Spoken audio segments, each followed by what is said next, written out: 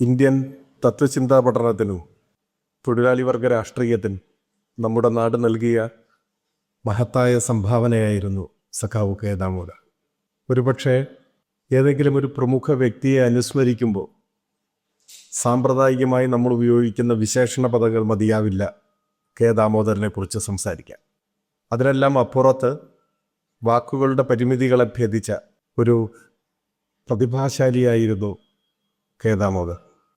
അദ്ദേഹം ഗ്രന്ഥകർത്താവ്, ദാർശനികൻ, പാർലമെൻറ്റേറിയൻ, പ്രക്ഷോഭകാരി, എഴുത്തുകാരൻ എന്നിങ്ങനെ ഒരു ബഹുമുഖ പ്രതിഭ എന്ന മലയാള പദത്തിന് നിസ്സംശയം ചൂണ്ടിക്കാണിക്കാൻ കഴിയുന്ന വ്യക്തിത്വമായിരുന്നു കെ ദാമോദരൻ. അദ്ദേഹത്തെ ദാർശനികനായും രാഷ്ട്രീയ നേതാവായും എല്ലാം വിലയിരുത്തുമ്പോൾ തന്നെ സർഗാത്മക കലാസാഹിത്യ രംഗത്തെ അദ്ദേഹത്തിൻ്റെ സംഭാവനകൾ നമ്മുടെ നാട് ശരിയായി തന്നെ വിലയിരുത്തി പോകുന്നുണ്ട്. പാട്ടബാക്കി എന്ന നാടകം കർഷക സമ്മേളനത്തിൻ്റെ ഭാഗമായി രചിക്കുകയും രംഗത്ത് അവതരിപ്പിക്കുകയും ചെയ്തതിന് നേതൃത്വം കൊടുത്ത ആ അർത്ഥത്തിൽ നാടകകൃത്ത് കൂടിയായ കെ ദാമോദരനെയും നമുക്ക് പരിചയമുണ്ട്. EMSൻ്റെ അഭ്യർത്ഥന പ്രകാരമാണ് അദ്ദേഹം ആ ദൗത്യം ഏറ്റെടുത്തത്. സത്യത്തിൽ പാട്ടബാക്കിയും അതുപോലെ കൂട്ടുകൃഷിയും നമ്മളൊന്നും, ഈ 3 നാടകങ്ങൾ കേരളത്തിലെ രാഷ്ട്രീയ മുന്നേറ്റങ്ങൾക്ക്, ഇടതുപക്ഷ രാഷ്ട്രീയ മുന്നേറ്റത്തിന് എത്രമാത്രം വലിയ സംഭാവനയാണ് ചെയ്തതെന്ന് ചരിത്ര പഠനം നമ്മളെ ബോധ്യപ്പെടുത്തും. അതിനുശേഷമാണ് തോപ്പിൽ ഭാസിയുടെ നിങ്ങൾ എന്നെ കമ്മ്യൂണിസ്റ്റാക്കി വരുന്നത്. ഇതെല്ലാം കേരളത്തിലെ ഇടതുപക്ഷാനുകൂലമായ രാഷ്ട്രീയ മുന്നേറ്റത്തിൻ്റെ അടിത്തറയായി തന്നെ പ്രവർത്തിച്ച ഒരു ചരിത്രമാണ് നമ്മുടെ മുൻപിലുള്ളത്. ഇവിടെ ഈ ദേശീയ സെമിനാറിന് നിങ്ങൾ കൊടുത്തിട്ടുള്ള തലക്കെട്ട് ഭാരത ദർശനം സഖാവ് കെ ദാമോദരൻ, കാലവും ദർശനവും എന്നതാണ്. കാലവും ദർശനവും എന്ന പ്രയോഗം ഒരുപക്ഷെ കെ ദാമോദരൻ്റെ ഇന്ത്യൻ തത്വചിന്താ പഠനത്തിന് അദ്ദേഹം നൽകിയ സംഭാവനകളെ ആകെ സംക്ഷേപിക്കാൻ കഴിയുന്ന അർത്ഥഗർഭമായ ഒരു തലക്കെട്ടാണ് കാലവും ദർശനവും എന്ന തലക്കെട്ട്. കെ ദാമോദരൻ രാഷ്ട്രീയ നേതൃത്വത്തിലെ ദാർശനികനും ദാർശനികന്മാർക്കിടയിലെ രാഷ്ട്രീയ നേതാവുമായിരുന്നു എന്ന് പറയാറുണ്ട്. അദ്ദേഹത്തിൻ്റെ ഏറ്റവും മഹത്തരമായ സംഭാവന ഒരുപക്ഷെ അന്നുവരെ, ഭാരതീയ ചിന്ത ഇറങ്ങുന്നത് 1951 ഒരുപക്ഷെ അന്നുവരെ ഭാരതീയ ചിന്തയെന്നാൽ, ഭാരതീയ ദർശനമെന്നാൽ ഒരർത്ഥത്തിൽ ആത്മീയതയുടെ തടവിൽ അടയ്ക്കപ്പെട്ട ഒന്നായിരുന്നു എന്ന് വേണം പറയാൻ. ആത്മീയതയുടെ തടവിലായിരുന്ന ഇന്ത്യൻ തത്വചിന്തയെ അവിടെ നിന്നും വിമോചിപ്പിക്കുന്നതിന് നേതൃത്വം കൊടുത്ത വിപ്ലവകാരിയായിരുന്നു കെ ദാമോദർ. അദ്ദേഹം അതിനെ, ഇന്ത്യൻ തത്വചിന്തയെ ജനങ്ങളുമായി, സമൂഹവുമായി ബന്ധപ്പെടുത്തി. ഒറ്റവാക്കിൽ കാലത്തിൻ്റെ സൃഷ്ടിയാണ് ദർശനം എന്ന് അദ്ദേഹം ഇന്ത്യക്കാരെ ബോധ്യപ്പെടുത്തി എന്നതാണ് ഏറ്റവും പ്രധാനം. അതത് കാലത്തെ ഉൽപാദന വ്യവസ്ഥയുടെയും വർഗസമരത്തിൻ്റെയും പ്രതിഫലനമാണ് ദർശനം എന്ന് നമ്മളെ ബോധ്യപ്പെടുത്തിയത്, വിശദീകരിച്ചത് കെ ദാമോദരനാണ്. അതുവരെ ഇന്ത്യൻ ദർശനം പൊതുവിൽ വിലയിരുത്തപ്പെട്ടത്, അല്ലെങ്കിൽ ഇന്ത്യൻ ദർശനത്തെ സംബന്ധിച്ച്, ഭാരതീയ ചിന്തയെ സംബന്ധിച്ച് രൂഢമൂലമായിരുന്ന വിശ്വാസം, അതൊരു ആത്മീയാന്വേഷണമാണ്. ദുഃഖത്തിൽ നിന്നുള്ള വിമുക്തി, ജനന മരണ ചക്രത്തിൽ നിന്നുള്ള മോചനം എന്നെല്ലാമുള്ള നിലയിലാണ് അതിനെ വിലയിരുത്തിയത്. സാഖ്യവും യോഗവും ന്യായവും വൈശേഷികവും പൂർവോത്തര മീമാംസകളും എല്ലാം അടങ്ങിയ ഒരു പരിസരം. ഇന്ത്യൻ ദർശനം എന്നാൽ വേദാന്തമാണ്, അതിനപ്പുറമൊന്നുമല്ല എന്ന പൊതുവായ ഒരു വിലയിരുത്തൽ. ബോധപൂർവമോ അല്ലാതെയോ ലോകായതവും ബൗദ്ധ ദർശനവും ജൈന ദർശനവും എല്ലാം മാറ്റി നിർത്തപ്പെട്ട ഒരു ഭാരതീയ ദാർശനിക പരിസരം. അവിടെയാണ് പലരും വിശേഷിപ്പിച്ചിട്ടുള്ളതുപോലെ ആകാശത്തിൽ നിന്നും, ദേവലോകത്തു നിന്നും ഇന്ത്യൻ തത്വചിന്തയെ ഭൂമിയിലേക്ക് കൊണ്ടുവന്നയാളാണ് കെ ദാമോദരൻ എന്ന് വിലയിരുത്തപ്പെടുന്നത്. അദ്ദേഹം പറയുന്നുണ്ട്, ആകാശത്തിലെ നക്ഷത്രങ്ങളെക്കുറിച്ചല്ല ദർശനം സംസാരിക്കേണ്ട, ഭൂമിയിലെ മനുഷ്യരുടെ കണ്ണുനീരിനെ കുറിച്ചാണ് എന്ന് അദ്ദേഹം പറയുന്നുണ്ട്. ചരിത്രപരമായ ഭൗതികവാദത്തിൻ്റെ അടിസ്ഥാനത്തിൽ, ആ വീക്ഷണത്തിൻ്റെ അടിസ്ഥാനത്തിൽ, വെളിച്ചത്തിൽ ഇന്ത്യൻ തത്വചിന്തയെ വിശകലനം ചെയ്യാൻ അദ്ദേഹത്തിന് സാധിച്ചു എന്നതാണ് ഏറ്റവും പ്രധാനപ്പെട്ട കാര്യം. ചരിത്രത്തെ അടിസ്ഥാനപ്പെടുത്തിക്കൊണ്ട് ആറായി അദ്ദേഹം ഇന്ത്യൻ ദാർശനിക പഠനത്തെ വിഭജിക്കുന്നുണ്ട്. ദാർശനിക പഠനത്തെ സാമൂഹ്യ പഠനമായും ചരിത്ര പഠനമായും വികസിപ്പിച്ചു എന്നതാണ് അതിൻ്റെ ഭാഗമായി സംഭവിച്ചിട്ടുള്ളത്. അത് നമ്മുടെ സാഹിത്യത്തിലും രാഷ്ട്രീയത്തിലും എല്ലാം ചെലുത്തിയിട്ടുള്ള സ്വാധീനവും ചെറുതല്ല. ഇപ്പോൾ ലോകായുധത്തെ പുനരുദ്ധരിച്ചു എന്ന് പറയുന്നുണ്ട്, അങ്ങനെ വിലയിരുത്തപ്പെടുന്നുണ്ട്. ലോകായുധം അഥവാ ചാർവാക ദർശനം എന്ന് പറഞ്ഞാൽ അത് നീചവും ക്രൂരവുമായ ഒരു നിരീശ്വരവാദമാണ് എന്നൊക്കെ വേദാന്തികൾ സിദ്ധാന്തിച്ചിരുന്ന ഒരു കാലത്ത് അത് ഇന്ത്യയിലെ ഒരുപക്ഷെ ആദ്യത്തെ ശാസ്ത്രീയമായ ഭൗതികവാദമാണ് എന്ന് കെ ദാമോദരൻ വിലയിരുത്തുന്നുണ്ട്. ഒപ്പം ബുദ്ധനെ ആത്മീയ ഗുരുവായി കണക്കാക്കപ്പെട്ട ഒരു ചിന്താപരിസരത്തോട് ആത്മീയ ഗുരു മാത്രമല്ല, ഒരു സാമൂഹ്യ വിപ്ലവകാരി കൂടിയാണ് ബുദ്ധൻ എന്ന ബുദ്ധൻ ഒരു പുനർജന്മം നൽകാനും അദ്ദേഹത്തിൻ്റെ പഠനങ്ങൾക്ക് സാധിക്കുന്നുണ്ട്. ആത്മാവിനെ സംബന്ധിച്ച് ആത്മാവെന്ന് പറഞ്ഞാൽ സ്വകാര്യ സ്വത്തിൻ്റെ ദാർശനിക രൂപമാണെന്ന ചിന്തോദ്ദീപകമായ വിലയിരുത്തലുകളെല്ലാം ഈ ദാർശനിക അന്വേഷണത്തിൻ്റെ ഭാഗമായി നമുക്ക് ലഭിക്കുന്നുമുണ്ട്. ഞാൻ പറഞ്ഞു വന്നത് ഇന്ത്യൻ തത്വചിന്തയെ ജനങ്ങളുമായും സമൂഹവുമായും നേരിട്ട് ബന്ധപ്പെടുത്തുന്ന, അതുവരെ വ്യക്തിസത്തയും പ്രപഞ്ചസത്തയും തമ്മിലുള്ള ബന്ധമെന്ന നിലയിലെല്ലാം മാത്രം ആ മേഖലകളിൽ മാത്രം വിലയിരുത്തപ്പെടുകയും ചർച്ച ചെയ്യപ്പെടുകയും ചെയ്തിരുന്ന ദർശനത്തെ, ഭാരതീയ ചിന്തയെ ജനങ്ങളുമായി ബന്ധപ്പെടുത്താൻ, കാലവുമായി ബന്ധപ്പെടുത്താം. അതുകൊണ്ടാണ് ഞാൻ ആ തലക്കെട്ടിനെ കുറിച്ച് പറഞ്ഞത്. കാലഘട്ടത്തിൻ്റെ സൃഷ്ടിയാണ് ദർശനം. ഓരോ കാലത്തെയും ഉൽപാദന വ്യവസ്ഥയുടെയും വർഗസമരത്തിൻ്റെയും പ്രതിഫലനമാണ് അതിൽ എന്ന് ചരിത്രപരമായ ഭൗതികവാദ വീക്ഷണത്തിൻ്റെ അടിസ്ഥാനത്തിൽ വിശകലനം ചെയ്ത ഒരു വിപ്ലവത്തിന് നേതൃത്വം കൊടുക്കുകയാണ് യഥാർത്ഥത്തിൽ കെ ദാമോദരൻ ചെയ്തത്. ആ സ്വാധീനം നമ്മുടെ കാലത്തെ ശരിയായ ദിശയിൽ നയിക്കുന്നതിന് സഹായകരമായി എന്നതിന് ഒരുപാട് ഉദാഹരണങ്ങളുണ്ട്. ഞാൻ ഒരുപാട് ഉദാഹരണങ്ങളുടെ വിശദാംശങ്ങളിലേക്ക് കടന്നു പോകണമെന്ന് വരുന്നില്ല. ഇപ്പോൾ കെ ടി മുഹമ്മദിൻ്റെ ഇത് ഭൂമിയാണെന്ന നാടകം കണ്ടിട്ടുള്ളവരോട് ഉണ്ടാവും. ഭാരതീയ ചിന്ത പ്രസിദ്ധീകരിക്കപ്പെട്ടതിന് ശേഷമാണ് കെ ടി മുഹമ്മദ് ആ നാടകം രചിക്കുന്നത്. നമ്മുടെ ജില്ലയുമായി ബന്ധപ്പെട്ട മറ്റൊരു കൗതുകവും, കെ ടി മുഹമ്മദ് ആ നാടകം രചിക്കുന്നത് നിലമ്പൂരിൽ നിന്നാണ്. നിലമ്പൂരിൽ ഇരുന്നുകൊണ്ട് അദ്ദേഹം എഴുതിയ നാടകമാണ്.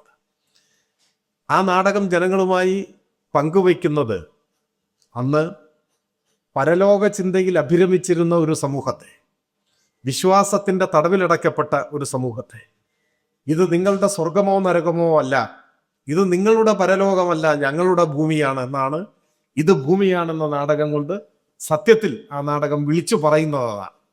അത് പരലോക ചിന്തയിൽ കുടുങ്ങിക്കിടന്ന മനുഷ്യനെ ഭൗതിക യാഥാർത്ഥ്യങ്ങളിലേക്ക് കൈപിടിച്ചു കൊണ്ടുവന്ന ഒരു കലാസൃഷ്ടിയാണ്, നാടകമാണ് കെ ടിയുടെ ഇത് ഭൂമിയാണ്. ഭാരതീയ ചിന്തയുമായി നേരിട്ടുള്ള ബന്ധം അല്ലെങ്കിൽ അതിൻ്റെ സ്വാധീനത്തെക്കുറിച്ച് ആരെങ്കിലും സാക്ഷ്യപ്പെടുത്തിയിട്ടുണ്ടോ എന്നെനിക്കറിയില്ല, എനിക്ക് ഉറപ്പില്ല. പക്ഷെ ഒരു കാര്യം നിസ്സംശയം പറയാൻ പറ്റും, കെ ദാമോദരൻ കൊളുത്തിയ വിളക്കിൻ്റെ വെളിച്ചത്തിലാണ് ഇത് ഭൂമിയാണ് എന്ന നാടകം പിറക്കുന്നത്. അതുപോലെയുള്ള പല കലാസൃഷ്ടികളും പല സാഹിത്യകൃതികളും ജന്മമെടുക്കുന്നത് എന്നത് നിസ്സംശയമാണ്. നമ്മുടെ കാലത്തെ, നമ്മുടെ രാഷ്ട്രീയത്തെ, നമ്മുടെ സാഹിത്യത്തെ, നമ്മുടെ ഭാവുകത്വ പരിസരങ്ങളെയെല്ലാം അഗാധമായി സ്വാധീനിക്കാൻ മാത്രമല്ല അതിൻ്റെ ഗതിയെ നിർണ്ണയിക്കാൻ തന്നെ കഴിയും വിധമുള്ള സ്വാധീന ശക്തി കെ ദാമോദരൻ്റെ ദാർശനിക പഠനങ്ങൾക്കുണ്ടായിരുന്നു. അദ്ദേഹത്തിൻ്റെ ഭാരതീയ ചിന്ത എന്ന ഒറ്റ പുസ്തകത്തിന് തന്നെ ഉണ്ടായിരുന്നു എന്നതാണ് വസ്തുത. നിർഭാഗ്യവശാൽ ആ ദിശയിലുള്ള ഇന്ത്യൻ തത്വചിന്താ പഠനം, വിശകലനം, അതിൻ്റെ സാമൂഹ്യമായ പ്രയോഗങ്ങൾ പിന്നീട് ആ അർത്ഥത്തിലും വ്യാപ്തിയിലും മുൻപോട്ട് പോയില്ല എന്നത് ഒരു യാഥാർത്ഥ്യവുമാണ്. ഞാൻ കൂടുതൽ സമയമെടുത്ത് ഇത്തരം കാര്യങ്ങൾ വിശദീകരിക്കണമെന്ന് ആഗ്രഹിക്കുന്നില്ല. മറിച്ച് വർത്തമാനകാല സാമൂഹ്യ രാഷ്ട്രീയ യാഥാർത്ഥ്യങ്ങളുമായി ചേർത്തുവെച്ച് കെ ദാമോദരൻ തുടക്കമിട്ട ഇന്ത്യൻ തത്വചിന്താ പഠനം, ഇന്ത്യൻ ദാർശനിക പഠനം എങ്ങനെ വികസിപ്പിക്കാനും മുൻപോട്ട് കൊണ്ടുപോകാനും സാധിക്കും എന്ന അന്വേഷണം തീർച്ചയായും ഇതുപോലെയുള്ള സെമിനാറുകളിലും തുടർന്നും നമുക്ക് ഏറ്റെടുക്കാൻ സാധിക്കേണ്ടതുണ്ട് എന്നാണ് എനിക്ക് തോന്നുന്നത്. വർത്തമാനകാല ഇന്ത്യൻ യാഥാർത്ഥ്യം നമ്മുടെ മുൻപിൽ പർവ്വതം പോലെ പ്രത്യക്ഷപ്പെട്ട് നിൽക്കുകയാണ്. അത് ഇന്ത്യൻ തത്വചിന്തയെയും പുരാണ ഇതിഹാസങ്ങളെയും വിശ്വാസത്തെയും മതത്തെയും എല്ലാം തങ്ങളുടെ രാഷ്ട്രീയ താല്പര്യങ്ങൾക്ക് വേണ്ടി ബോധപൂർവം വളരെ ആസൂത്രണ മികവോടുകൂടി ഉപയോഗിക്കുന്ന സംഘപരിവാർ രാഷ്ട്രീയം ഇന്ത്യയുടെ രാഷ്ട്രീയ അധികാരം കൈയാളുന്ന ഒരു ഘട്ടത്തിലാണ് നമ്മളിപ്പോൾ ജീവിക്കുന്നത്. നമ്മുടെ രാജ്യത്ത് വർഗീയമായ ചേരിതിരിവ് ലക്ഷ്യം വെച്ചുകൊണ്ട് ഈ പറഞ്ഞ ഈ ഭാരതീയ ദർശനത്തെയും പുരാണ ഇതിഹാസങ്ങളെയും ഐതിഹ്യങ്ങളെയും എല്ലാം ഒരു മറയായി സ്വീകരിച്ച് വർഗീയമായ ചേരിതിരിവ് ശക്തിപ്പെടുത്താനാണ് സംഘപരിവാരം ശ്രമിച്ചുകൊണ്ടിരിക്കുന്നത്. വർഗീയത ഇന്ത്യൻ സംസ്കാരത്തിന് തന്നെ മരണവാറണ്ടൊരുക്കുന്ന ഒരു ചരിത്രഘട്ടവുമാണ് ഇത്. വർഗീയതയുടെ വിപത്തും അതിൻ്റെ ആഴവും ആ അർത്ഥത്തിൽ കാണുന്നതിൽ വലിയ പോരായ്മ എല്ലാവർക്കും സംഭവിച്ചിട്ടുണ്ടെന്നാണ് ബിപിൻ ചന്ദ്രയെ പോലെയുള്ള ചരിത്രകാരന്മാർ ചൂണ്ടിക്കാണിച്ചിട്ടുള്ളത്. അദ്ദേഹം ദേശീയ പ്രസ്ഥാനത്തെ കഠിനമായി വിമർശിക്കുന്നത്, പ്രൊഫസർ ബിപിൻ ചന്ദ്ര വിമർശിക്കുന്നത്, നെഹ്റു ഉൾപ്പെടെയുള്ള ദേശീയ നേതാക്കന്മാരെ അദ്ദേഹം വിമർശിക്കുന്നത്, അവരെല്ലാം കണക്കാക്കിയിരുന്നത് കൊളോണിയൽ വിരുദ്ധ പോരാട്ടം ശക്തിപ്പെടുമ്പോൾ, ഇന്ത്യയുടെ സ്വാതന്ത്ര്യ പ്രക്ഷോഭം ശക്തിപ്പെടുമ്പോൾ സ്വാഭാവികമായി വർഗീയത ദുർബലമാകും, ഇല്ലാതെയാണ്. അപ്പൊ സ്വാതന്ത്ര്യ സമരത്തിന്റെ അഗ്നിജ്വാലകളിൽ വർഗീയത ചാരമായി പോകും എന്ന ചിന്തയാണ്, എന്ന നിഗമനമാണ് ദേശീയ പ്രസ്ഥാനത്തിന്റെ നേതാക്കന്മാർക്കുണ്ടായിരുന്നത്. എന്നാൽ അത് അങ്ങനെയല്ല എന്ന് അദ്ദേഹം ചൂണ്ടിക്കാണിക്കും. കമ്മ്യൂണിസ്റ്റ് പാർട്ടികളെയും അദ്ദേഹം വിമർശിക്കുന്നുണ്ട്. ഇന്ത്യൻ കമ്മ്യൂണിസ്റ്റ് പ്രസ്ഥാനം കണക്കാക്കിയത് വർഗസമരം തീക്ഷ്ണമാവുമ്പോൾ വർഗീയത സ്വാഭാവികമായും ദുർബലമാവും എന്നാണ്. അപ്പോൾ വർഗസമരം തീക്ഷ്ണമാകുമ്പോൾ വർഗീയത ചാരമായി പോകുമെന്ന് കമ്മ്യൂണിസ്റ്റുകാർ, സ്വാതന്ത്ര്യ സമരം ശക്തി പ്രാപിക്കുമ്പോൾ വർഗീയത ഇല്ലാതായിക്കൂടും എന്ന് ദേശീയ പ്രസ്ഥാനത്തിന്റെ നേതാക്കളും കണക്കാക്കിയിരുന്നു. എന്നാൽ സംഭവിച്ചത് അങ്ങനെയല്ല. വർഗീയതയ്ക്കെതിരെ ഇടവേളകളില്ലാതെ നിരന്തരമായ പോരാട്ടം അനിവാര്യമാണ് എന്ന് അദ്ദേഹം ചൂണ്ടിക്കാണിക്കുന്നു. അത് ശരിയാണെന്ന് ഈ കാലം നമ്മളെ ബോധ്യപ്പെടുത്തുന്നുണ്ട്. ഇപ്പോൾ കോൺസ്റ്റിറ്റ്യൂവന്റ് അസംബ്ലിയിൽ, ഭരണഘടനാ നിർമ്മാണ സഭയുടെ ആദ്യ സമ്മേളനത്തിൽ തന്നെ സച്ചിദാനന്ദ സിൻഹയെ താൽക്കാലിക അധ്യക്ഷനായി തിരഞ്ഞെടുത്ത് അദ്ദേഹത്തിന്റെ അധ്യക്ഷതയിൽ സ്ഥിരം അധ്യക്ഷനായി ഡോക്ടർ രാജേന്ദ്ര പ്രസാദിനെ തിരഞ്ഞെടുക്കുന്നുണ്ട്. രാജേന്ദ്ര പ്രസാദിനെ അനുമോദിച്ചുകൊണ്ട് തുടർന്ന് പ്രസംഗിച്ചത് ഡോക്ടർ എസ് രാധാകൃഷ്ണനായിരുന്നു. രാധാകൃഷ്ണൻ അധ്യാപകനും പണ്ഡിതനും എല്ലാമായിരുന്ന മഹത് വ്യക്തിത്വമാണ് എന്ന് നമ്മുടെ ചരിത്രം വിലയിരുത്തുന്നുണ്ട്. അപ്പോൾ രാജേന്ദ്ര പ്രസാദിനെ അനുമോദിച്ചുകൊണ്ടുള്ള ഡോക്ടർ എസ് രാധാകൃഷ്ണന്റെ പ്രസംഗം, ഡോക്ടർ രാജേന്ദ്ര പ്രസാദിന്റെ ഏറ്റവും വലിയ ഗുണം അദ്ദേഹം ഒരു സൗമ്യനാണ് എന്നാണ്, ഒരു സൗമ്യ വ്യക്തിത്വമാണ്, സൗമ്യദീപ്ത വ്യക്തിത്വമാണ്. അപ്പോൾ അതിനെയാണ് ഡോക്ടർ എസ് രാധാകൃഷ്ണൻ പുകഴ്ത്തി പ്രസംഗിക്കുന്നത്. തുടർന്ന് പ്രസംഗിച്ചത് ഖാൻ അബ്ദുൾ ഗാഫർ ഖാൻ ആയിരുന്നു, അതിർത്തി ഗാന്ധി എന്നറിയപ്പെടുന്ന ഖാൻ അബ്ദുൾ ഗാഫർ ഖാൻ.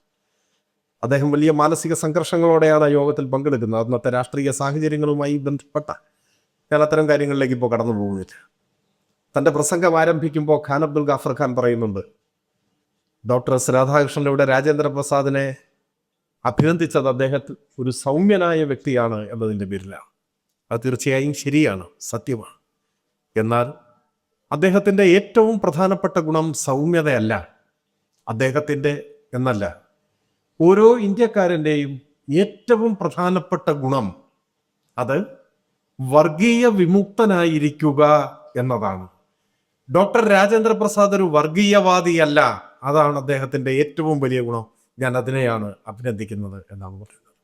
വർഗീയത എന്ന് പറയുന്നത് എത്രമാത്രം ഈ രാജ്യത്തെ തകർത്തു കളയുന്നതാണെന്നും എത്രമാത്രം ആഴത്തിൽ വിശകലനം ചെയ്യുകയും അതിൻ്റെ അപകടം ബോധ്യപ്പെടുകയും അതിനെതിരായി പ്രതിരോധം തീർക്കുകയും ചെയ്യേണ്ടതാണ് എന്ന കാര്യത്തിൽ ഖാൻ അബ്ദുൾ ഗാഫർ ഖാൻ മുതൽ ബിപിൻ ചന്ദ്ര വരെയുള്ളവർ ഒരേ അഭിപ്രായക്കാരാണ്.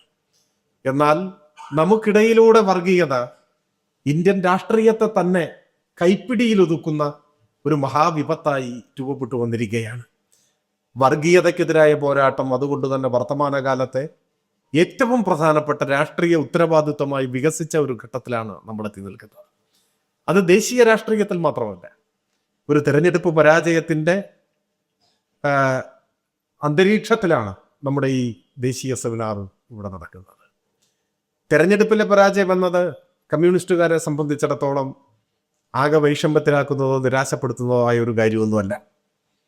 ലോകത്തിലെവിടെയും തെരഞ്ഞെടുപ്പുകളിൽ പ്രതീക്ഷ അർപ്പിച്ചുകൊണ്ടല്ല തൊഴിലാളി വർഗത്തിന്റെ രാഷ്ട്രീയവും കമ്മ്യൂണിസ്റ്റ് പാർട്ടികളുടെ പ്രവർത്തനവും മുൻപോട്ട് പോയിട്ടുള്ളത്. അതിനൊരുപാട് ഉദാഹരണങ്ങളുണ്ട്. തിരഞ്ഞെടുപ്പിലൂടെ അധികാരത്തിൽ വന്ന് സോഷ്യലിസം യാഥാർത്ഥ്യമാക്കാനാവും എന്ന് പ്രതീക്ഷ അർപ്പിച്ചു പോകുന്ന കമ്മ്യൂണിസ്റ്റ് പാർട്ടികളും ലോകത്തിൽ തന്നെ ഉണ്ടോ എന്ന് എനിക്ക് സംശയമാണ്.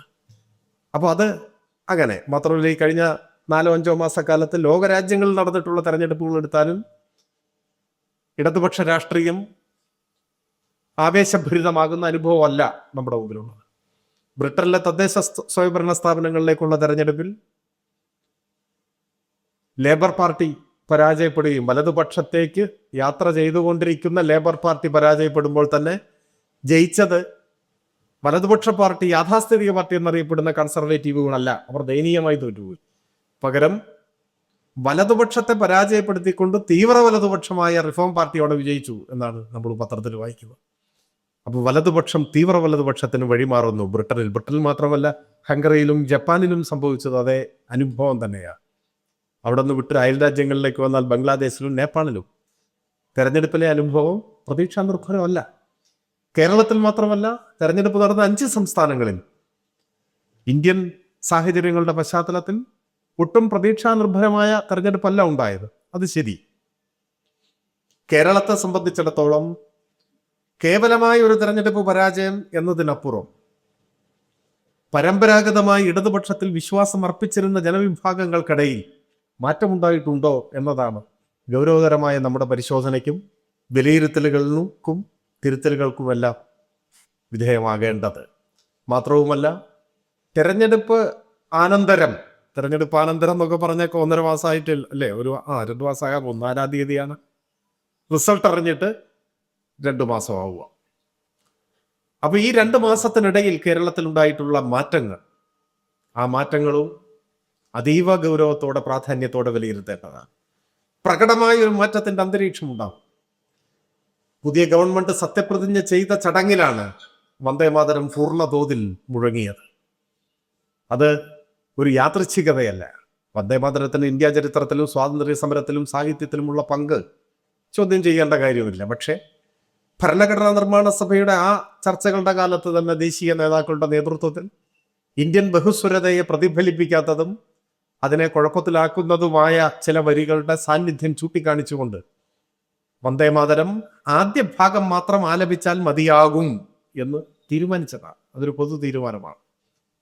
അപ്പൊ ഇന്ത്യയുടെ ദേശീയ ഗീതം എന്നറിയപ്പെടുന്ന വന്ദേമാതരം ആദ്യ ഭാഗമാണ്. അത്രയേ ഉള്ളൂ, ആദ്യ വരികൾ മാത്രമാണ്. അതങ്ങനെ ആലപിച്ചു പോരുകയും ചെയ്യുന്നു. എന്നാൽ അതിന് മാറ്റം ഉണ്ടാവും. വന്ദേമാതരം എന്നതൊരു ദേശീയ ഗീതം മാത്രമല്ല, അത് സംഘപരിവാർ വംശഹത്യയുടെ ഒരു ആയുധമാണ് എന്ന നിലയിലേക്ക് വരും. ഇഹ്സാൻ ജാഫ്രിയോട് ആവശ്യപ്പെട്ടത് ഇത് ചൊല്ലണം എന്നാണ്. ഇഹ്സാൻ ജാഫ്രിക്ക് നേരിട്ട, അദ്ദേഹത്തിന്റെ കുടുംബത്തിന് നേരിട്ട അന്ന് ഗുജറാത്തിലുണ്ടായ വംശഹത്യയെ, ആ സംഭവങ്ങളുടെ വസ്തുതാന്വേഷണ റിപ്പോർട്ടിൽ അത് വായിച്ചാൽ നമ്മൾ കരഞ്ഞുപോകും. ഇഹ്സാൻ ജാഫ്രി എന്ന വൃദ്ധനെ വിവസ്ത്രനാക്കും, അദ്ദേഹത്തെ വിവസ്ത്രനാക്കി നടത്തിക്കൊണ്ടുവന്ന് അദ്ദേഹത്തോട് ആജ്ഞാപിക്കുന്നു, ഈ വന്ദേമാതരം ചൊല്ലാനാണ് ആജ്ഞാപിക്കുന്നത്. അദ്ദേഹം വിസമ്മതിക്കുന്നു.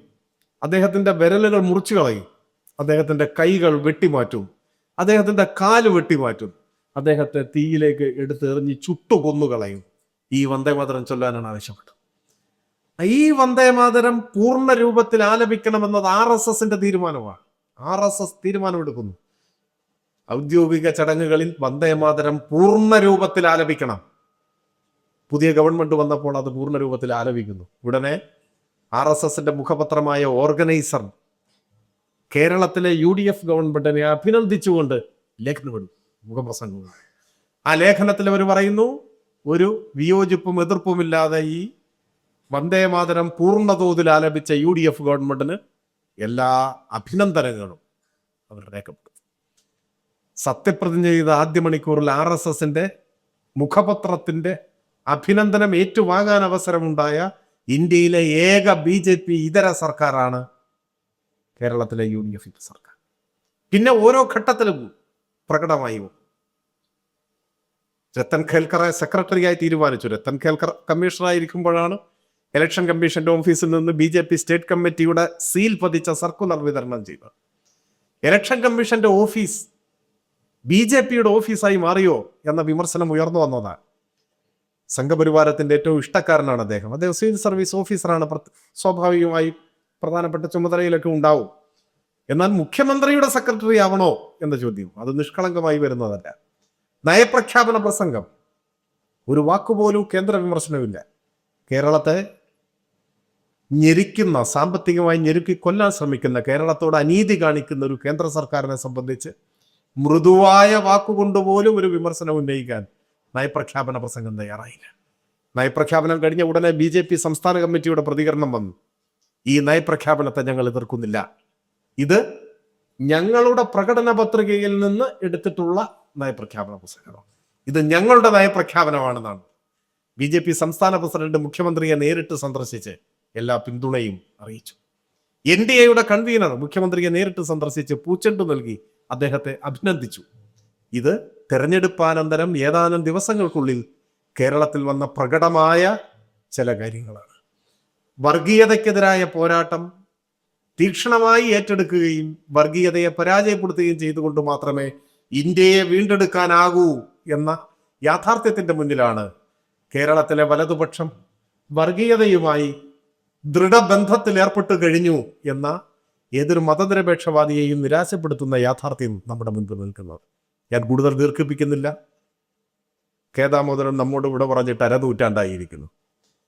ഇന്ത്യൻ തത്വചിന്തയെ സംബന്ധിച്ച ഗൗരവതരമായ വിശകലനങ്ങൾക്കും പഠനത്തിനും അതിൻ്റെ സമകാലിക പ്രയോഗങ്ങൾക്കും ആ പ്രയോഗത്തിലേക്ക് നയിക്കുന്ന അന്വേഷണങ്ങൾക്കും ഇപ്പോൾ പഴയതുപോലെ വേഗതയില്ല. അത് ആ കുറവ് നികത്താനും വേദാന്തം ഉൾപ്പെടെയുള്ള, ലോകായതം ഉൾപ്പെടെയുള്ള എല്ലാ ഭാരതീയ ദർശനങ്ങളെ മാത്രമല്ല അതിൻ്റെ പരിസരങ്ങളിലുള്ള സകലതിനെയും അതിൻ്റെ കൂടി വിലാസത്തിനും വർഗീയതയെ വിപണനം ചെയ്യാനും ശക്തിപ്പെടുത്താനും ശ്രമിക്കുന്ന, രാജ്യത്തിൻ്റെ തന്നെ ഭീഷണിയായി ഇപ്പോൾ ഉയർന്നു വന്നിട്ടുള്ള സംഘപരിവാർ വർഗീയ ശക്തികൾക്കെതിരായിട്ടുള്ള പോരാട്ടത്തിന് ദാമോദരൻ്റെ ഓർമ്മകൾ ഊർജമായി മാറും എന്ന് പ്രതീക്ഷിച്ചുകൊണ്ട് ഞാൻ എൻ്റെ വാക്കുകൾ അവസാനിപ്പിക്കുന്നു.